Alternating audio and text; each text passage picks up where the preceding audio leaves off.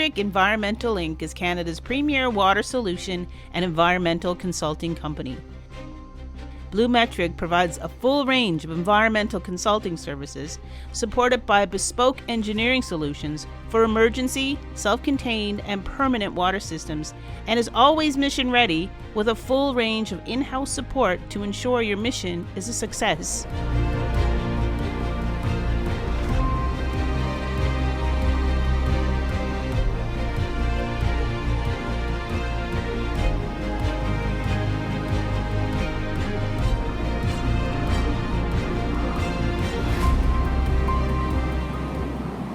Welcome to the Over the Horizon podcast here at Mass 2023, sponsored by our good friends at BluMetric. I'm Alan Dale. With me as always, my good buddy Jerry Carew, and we are Gale Force Winds. Well, you know, sometimes it's a really special occasion here on our podcast when we get a guest back on the show. First time we interviewed you, Michele, it was on Zoom. It was in the midst of a pandemic. I think you were number 4 on the podcast. I think somewhere around number 4. Yeah, we're over 600 interviews now behind us.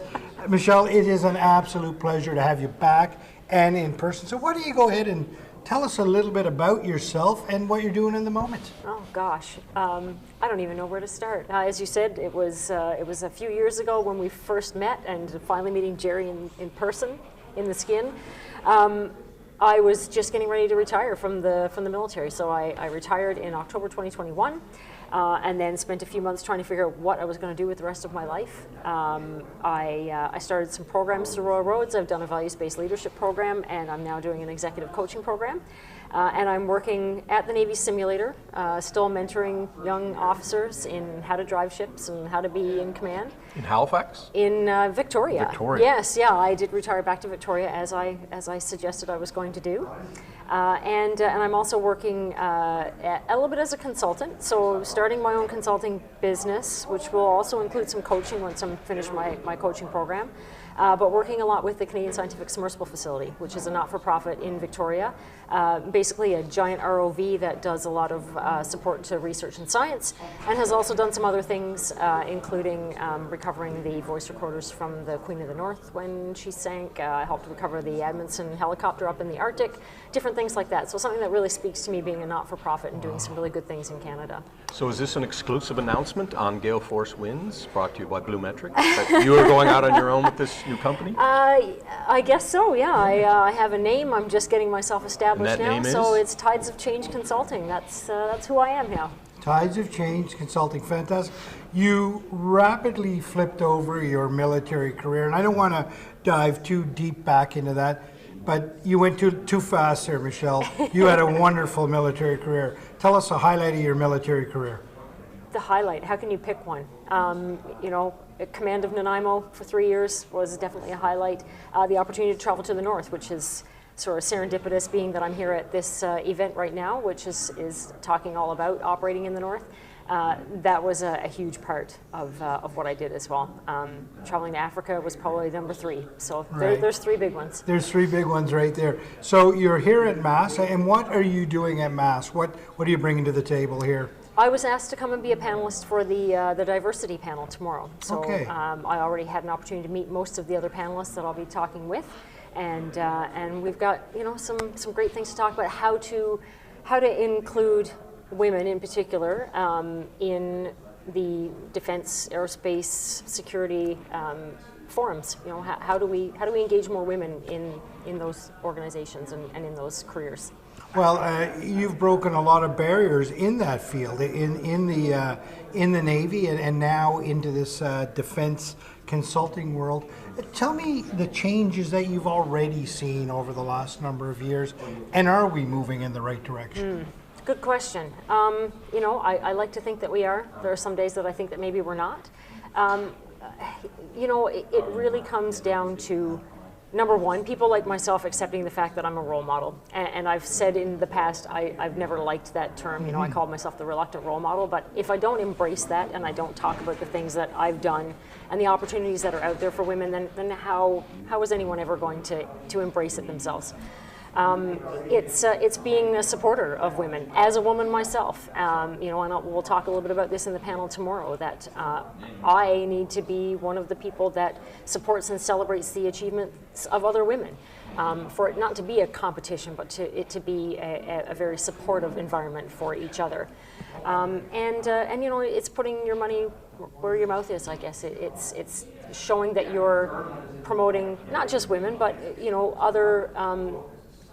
other minorities in business and in space and in defense, putting them in places where other people who look like them can see that there are people that are making a difference, that are achieving great goals, that are moving to places of leadership and higher authority, and knowing that, hey, that's something that's achievable for me too. It's one of the things that, speaking to young women in the past that I've had, I spoke in Vancouver to a group of graduate and postgraduate students that were from a diverse background, and I said, what, for example, for the military, what can the military do to attract people to come, women like you to come join the military? And they say, show me somebody who looks like me. Mm-hmm. That is the thing that is going to get me, interested and engaged and involved in your organization, is knowing that there is somebody there who already understands what my challenges might be and what I'm looking for. Michele, I've noticed that some women are reluctant to put themselves out there. They're doing amazing things. Even to some of them won't even come on this podcast to talk about it. What would you say to some woman who's hesitant to come out and be that role model? Mm-hmm. Yeah, and I know that, and I know, I have friends in the Navy who are very reluctant to put themselves out there, and I know that I felt the same way.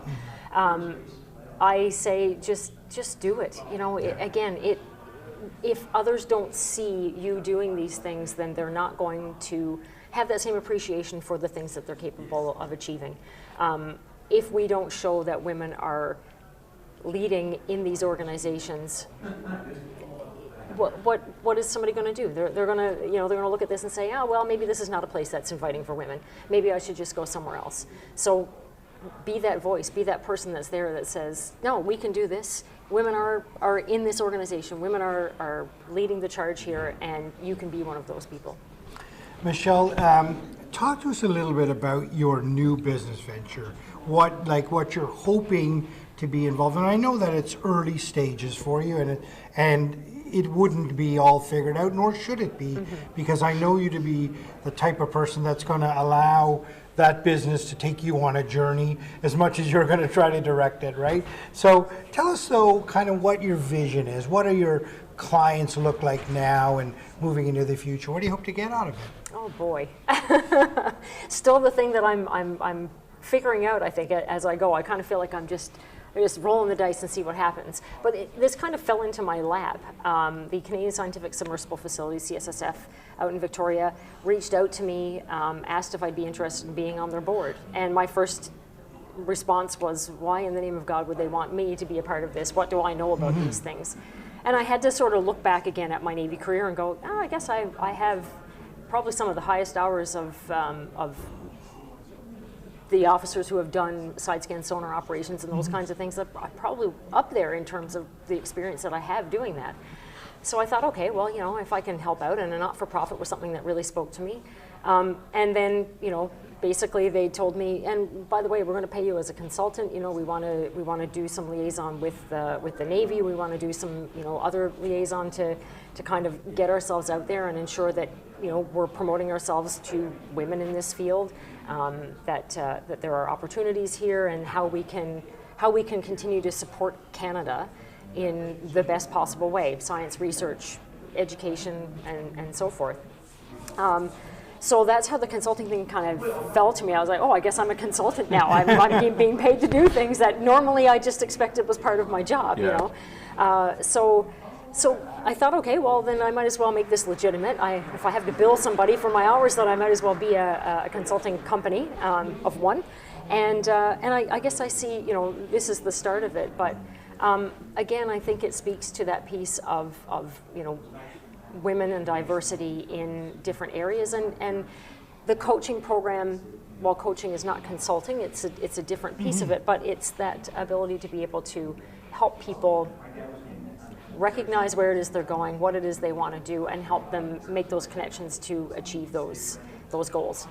So the coaching aspect, that's new to you. I mean, you've obviously been coaching people all of your life while you're in the Navy and beyond, and having been coached by people all along, so you're no stranger to that relationship. Tell me, did you go through a formal program, and what was that?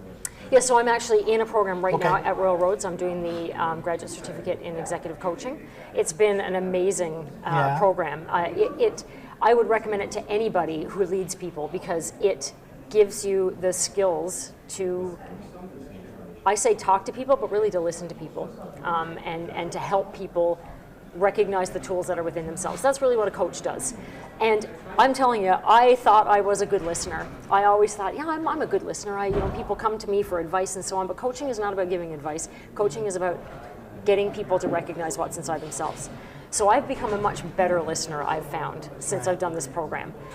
When I'm talking to someone, when I'm coaching someone, I don't take notes, because the second I start writing down a note, I'm missing the things that they're saying. I'm missing what they're showing me in their face, in their body language, and coaching is a huge part of that. It's just hearing what the person is saying and then asking them the right question to get them thinking about the things that they can do. Because often we don't realize that it's already inside of us. You don't need somebody to give you all of the answers. You have those answers inside you. You just need someone sometimes to help guide you in that direction. That's what I've really learned in this program, and that's what kind of makes me excited now when I'm coaching someone. Which is right now working towards my hours to finish my program. Hey, if you need a coach, there you go. Talk to me.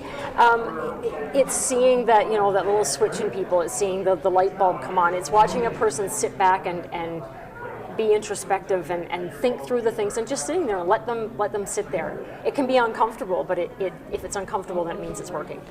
Michele, it's always a pleasure to be in conversation with you. It's a pleasure to celebrate what you've done already, the direction you're going, and the role model. I know you're a reluctant role model, but you are a role model, the role model that you've become. We wish you the most success in your new venture, and there's little doubt you're going to have it.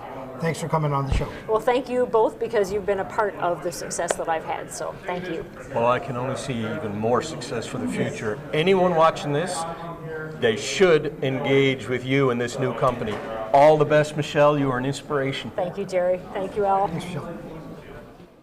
BluMetric wants to partner and work with Atlantic Canadian industries and organizations who are concerned about the water health of our planet and the people who inhabit it in an environmentally and culturally sensitive manner. BluMetric wants to join the growing number of like-minded, innovative Atlantic Canadian companies who are changing the environmental landscape for the globe in a world-class way.